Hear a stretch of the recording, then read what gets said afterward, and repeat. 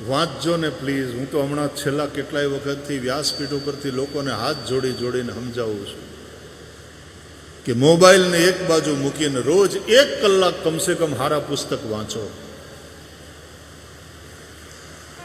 તમને બહુ ફાયદો થશે, બહુ જાણવા મળશે. વોટ્સએપ યુનિવર્સિટીમાંથી બધું નહીં શીખતા, એ બધું ઓથેન્ટિક નથી હોતું. અને સમજ્યા વગરના મેસેજ ફોરવર્ડ કરવામાં ટાઈમ બગાડવાને બદલે હું તો હમણાંથી કહેતો રહ્યો છું કે જેમ 15 દિવસે 1 દિવસ એકાદશીનું વ્રત કરીએ છીએ ને, એમ અઠવાડિયે 1 દિવસ મોબાઈલ વ્રત કરીએ તો કેવું સારું.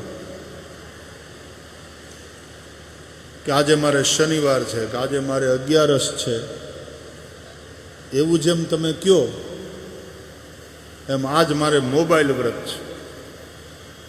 મતલબ તે દિવસે મોબાઈલને અડવાનું નહીં, એક બાજુ સાયલેન્ટ મોડ ઉપર મૂકી રાખવાનું.